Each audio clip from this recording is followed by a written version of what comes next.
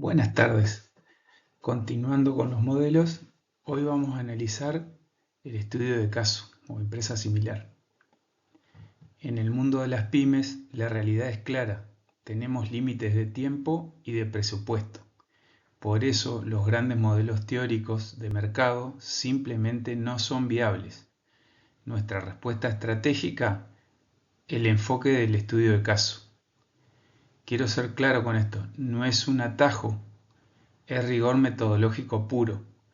Nuestra certeza no depende de estadísticas masivas o de encuestas interminables. Depende de observación minuciosa.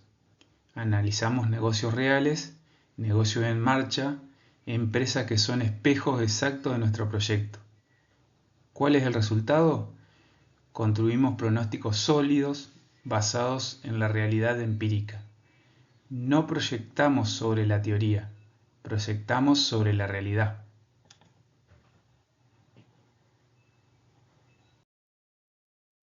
Hay un error crítico en la consultoría técnica: reducir la evaluación a copiar y pegar flujos de fondos ajenos. Tenemos que entender algo fundamental: el dato no es un elemento de la naturaleza, no es algo que simplemente recogemos por ahí, es una construcción. Un ingreso histórico o un costo de operación solo tienen que ver si entendemos la lógica que lo generó. Reducir nuestro trabajo a la simple aritmética del van no nos convierte en calculadoras mecánicas. Y nuestro trabajo no es sumar y restar, es procesar la información con inteligencia estratégica. ¿Cómo lo hacemos?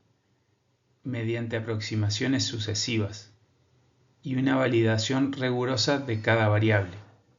No calculamos a ciegas, evaluamos con criterio.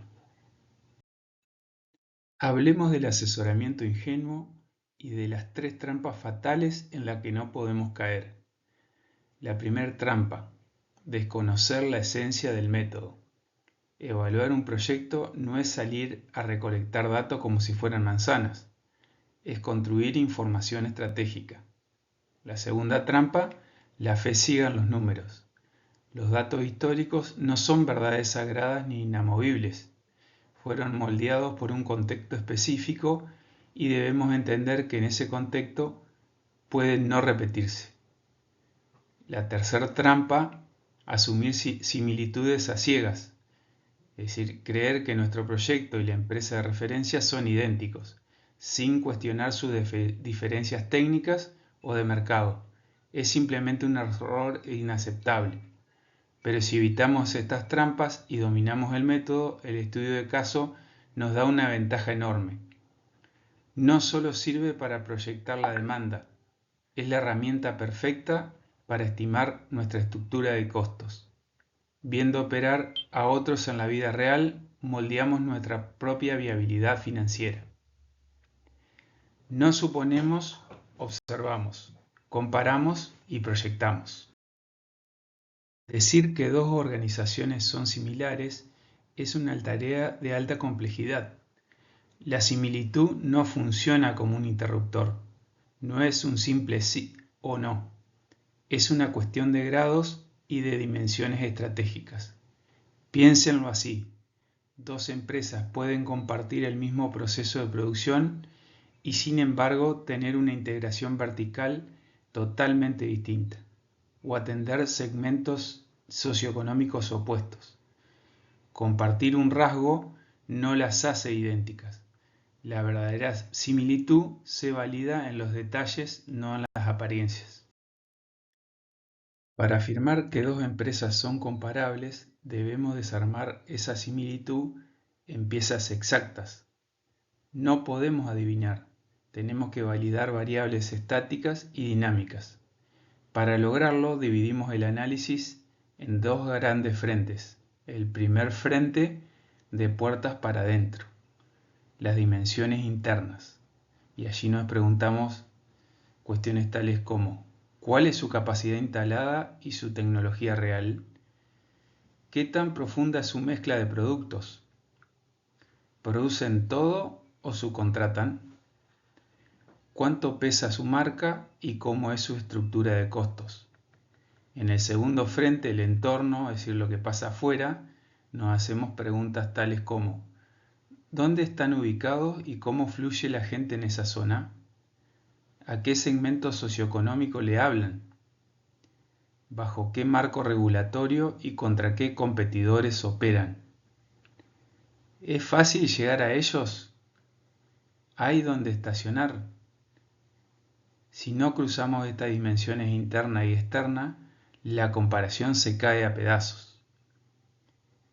Si no cruzamos estas variables, caemos en una trampa peligrosa: el riesgo de la similitud irreflexiva. ¿Qué significa esto? Que el éxito de un negocio en una plaza, digamos Santa Fe, no garantiza resultados idénticos en otra como Paraná. Si las variables del entorno cambian, el modelo también cambia. La información histórica de una empresa exitosa no es garantía. Es, en el mejor de los casos, una apuesta. Nosotros, como consultores, no apostamos. Esa información tiene que ser validada mediante una investigación estructurada antes y solo antes de convertirse en el pronóstico real de nuestro proyecto. No copiamos éxitos ajenos, construimos viabilidad propia. Tal como hemos venido señalando en clases anteriores, para transformar una idea en un negocio viable, operamos bajo dos grandes fases. La fase 1, que es la investigación exploratoria, y ahí es donde definimos el negocio, le damos forma y la estructura. Y la fase 2, la investigación concluyente, que aquí es donde lo sometemos a prueba de fuego, la validación empírica. ¿Cómo ejecutamos esto en la práctica? A través de 4 pasos innegociables. El paso 1, planteamiento y exploración. Ahí mapeamos el terreno, entendemos dónde estamos parados antes de dar el primer paso. Luego el paso 2, el taller estratégico. Ahí alineamos visiones con el cliente, fijamos el norte y tomamos las decisiones críticas. El paso 3, construcción de la teoría de la demanda. Dejamos de adivinar. Definimos exactamente quién nos va a comprar y por qué. Y finalmente el paso 4, es decir, la validación empírica. Se acaban los supuestos de pizarrón y chocamos nuestra teoría con la realidad y los números duros. 4 pasos, 0 improvisación. Primero lo definimos y luego lo demostramos. Bajemos la teoría a la realidad con un caso de referencia concreto: el mercado de las fiestas infantiles. Al investigar y evaluar este tipo de servicios, debemos identificar 4 propiedades que son absolutamente críticas. La número 1, intangibilidad. El cliente no puede tocar la fiesta antes de comprarla. Por lo tanto, nuestra misión es construir señales de calidad tangible: el trato del personal, el precio, la imagen. Todo debe diseñarse para destruir la incertidumbre del comprador. Número 2, la inseparabilidad. El servicio se produce en el mismo instante en que se consume. La interacción cara a cara entre el prestador y el cliente no es un detalle, es el núcleo del negocio. Número 3, la imperdurabilidad. Un turno vacío un sábado por la tarde es ingreso perdido para siempre. Los servicios no se pueden guardar en un depósito. Esta imposibilidad de almacenar nos obliga a una cosa: gestión de capacidad extremadamente eficiente. Y la número 4, naturaleza híbrida. Aquí la operación se vuelve compleja. Tenemos servicios brindados por personas, como los animadores o coordinadores, y servicios brindados por equipos, como los peloteros o juegos mecánicos. Ambos mundos tienen que coexistir y funcionar a la perfección al mismo tiempo. No vendemos horas de juego, gestionamos operaciones complejas de servicio. Llegamos al momento crítico: el taller estratégico con el empresario. Aquí nuestro rol como evaluador es liderar, tomar el control para definir el mapa y el posicionamiento del negocio. Y lo primero que enfrentamos es una decisión fundacional. ¿Cuál es nuestro modelo de entrada? ¿Construimos una marca desde cero o compramos una franquicia como el show del Mono Lisón? Cada camino tiene un precio.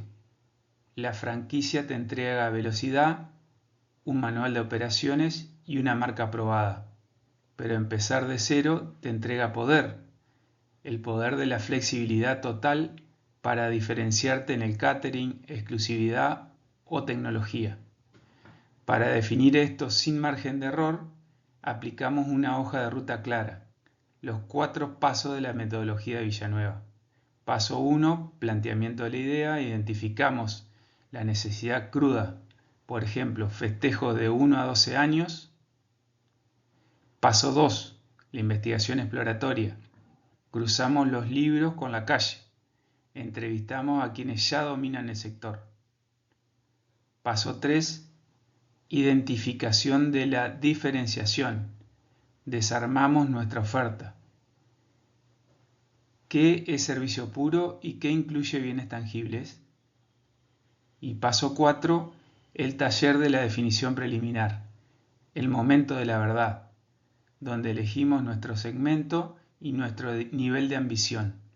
¿Vamos a hacer una imitación pasiva del mercado o vamos a entrar a generar una ruptura total?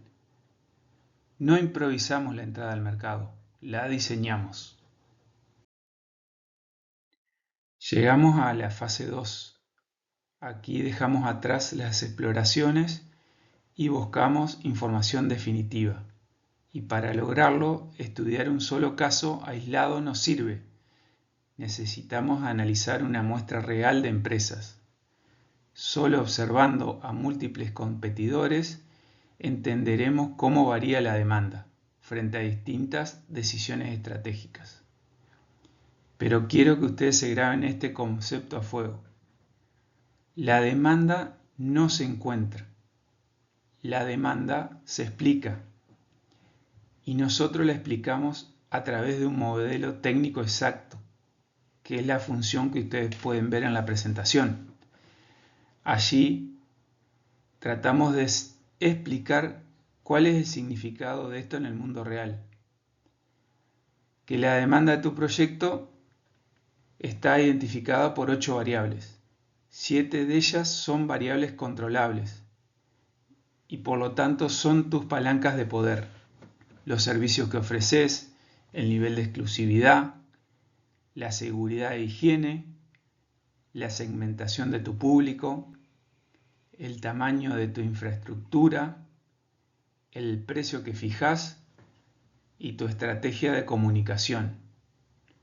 Nosotros tenemos el control absoluto sobre el diseño de estas 7 palancas, pero existe una octava variable, la única que no controlamos, el PBI, el Producto Bruto Interno.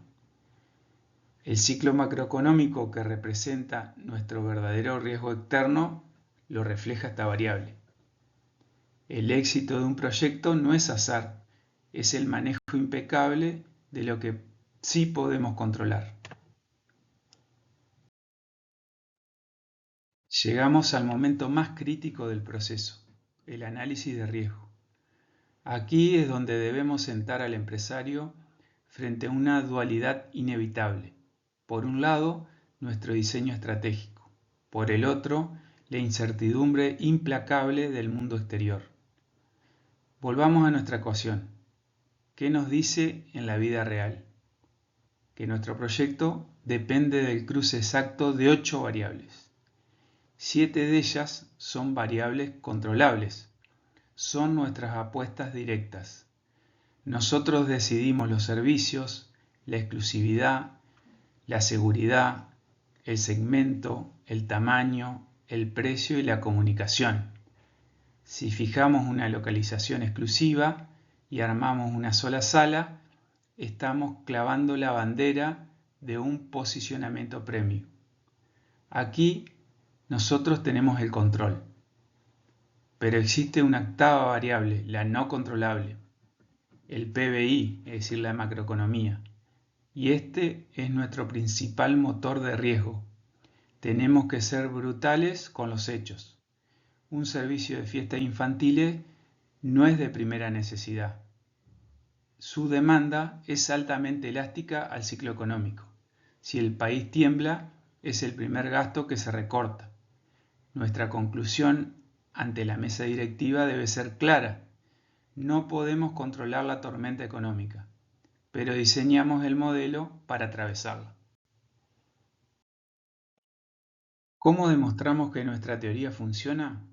Sometiéndola a la prueba de la realidad. Analizamos 5 casos reales operando en el mercado hoy: la Rimanía, Mastodonte, Tianati, Fiesta y Fiestimanía. Si la observación de campo validó nuestra premisa central, tomemos una variable crítica: la exclusividad. Los datos en la calle demuestran una regla inquebrantable: la exclusividad actúa como un freno para el volumen, pero no como un potenciador absoluto para el precio. Miremos el contraste. Por un lado, el caso de Fiesta. Al ofrecer exclusividad total, su techo operativo es bajo. Capturan apenas 30 eventos mensuales, pero lo hacen a un precio sustancialmente mayor. Tienen margen. Por el otro lado, miremos la Rimanía. No son exclusivos, tienen menor tamaño y apuntan a la clase media. Su realidad: están obligados a inyectar un volumen masivo de clientes constantemente para compensar su posicionamiento. La elección estratégica aquí es definitiva: o dominás el margen por exclusividad o escalás el volumen por necesidad. Ya definimos que la macroeconomía marca el ritmo. Ahora, ¿cómo traducimos ese riesgo en números reales? Tomamos el comportamiento del PBI y lo cruzamos con la base de datos que ya validamos en la calle. Nuestro punto de partida es de 30 eventos mensuales. Con esa información dura, construimos 3 escenarios de demanda. Primer escenario: el escenario esperado. Si la economía logra mantenerse estable, nuestro proyecto asegura su base, que es de 30 fiestas mensuales. Segundo escenario: el escenario optimista. Si el PBI muestra un crecimiento sostenido y el mercado se expande, capturamos un 15% adicional. Por ello, proyectamos un techo de 35 fiestas mensuales. Pero el evaluador profesional siempre calcula la caída, y ahí aparece el tercer escenario, el escenario pesimista. Si la economía sufre una contracción moderada, el modelo debe soportar una caída del 15%. Nuestro piso de resistencia baja a 25 fiestas mensuales. ¿Por qué es vital este ejercicio? Porque frente a una mesa de inversión los supuestos no sirven. Un proyecto no es viable porque brilla en un escenario optimista. Es viable porque sobrevive y rinde en un escenario pesimista. Llegamos al cierre del análisis metodológico, el alcance y las limitaciones de nuestro método. Seamos claros: el estudio de caso es la herramienta de mayor valor absoluto para una pyme. Nos permite tomar decisiones con fundamentos duros, exactamente ahí donde antes solo reinaba la intuición. Pero el evaluador profesional debe conocer sus propias fronteras, y por eso medimos el ajuste metodológico. ¿Para qué escenario es ideal este método? Para proyectos pequeños con información escasa, que buscan entrar en mercados ya establecidos mediante una estrategia de imitación. Aquí el método es infalible. Pero ¿cuándo es insuficiente? Cuando el empresario trae una actitud altamente innovadora. Si el objetivo del proyecto es entrar a romper reglas de mercado, el concepto de empresa similar simplemente desaparece. Y si no hay una empresa similar, nuestra analogía pierde toda su validez. La conclusión es simple, pero determinante. El estudio de caso es un mapa exacto de lo que ya existe, no una bola de cristal para lo que nunca se ha hecho.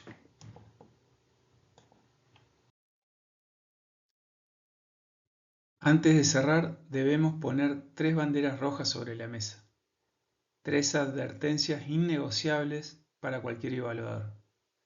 La primera advertencia es que nuestra base estadística es reducida. Trabajamos con muestras pequeñas, no podemos escondernos detrás de grandes tests de confiabilidad masiva. El margen de error existe y nuestro deber es gestionarlo. La segunda advertencia, el sesgo del contexto. Los datos que observamos tienen fecha de caducidad y código postal. Están atados a un tiempo y a un lugar específico. Si el entorno cambia de manera brusca, las reglas cambian y nuestro pronóstico se invalida. Y por último, la tercera advertencia, la dependencia teórica. Esta es quizás la trampa más peligrosa. Si la teoría que construimos al principio es pobre o está mal fundamentada, no importa cuánta simulación o tecnología sofisticada le ponga encima, el resultado será inútil. Un modelo matemático brillante jamás salvará a una teoría mediocre. Para cerrar este análisis, seamos contundentes. El rigor en la construcción de nuestra teoría y la validación empírica en la calle no son un simple trámite académico. Tienen un objetivo final y absoluto: transformar la incertidumbre total en un riesgo manejable. Ese es nuestro verdadero valor como consultores. No podemos eliminar el peligro del mercado, pero podemos medirlo, acorralarlo y controlarlo. Y al hacerlo le entregamos a la pyme el activo más importante de todos: una herramienta de decisión profesional, estratégica y sobre todo realista. No adivinamos el futuro, lo calculamos.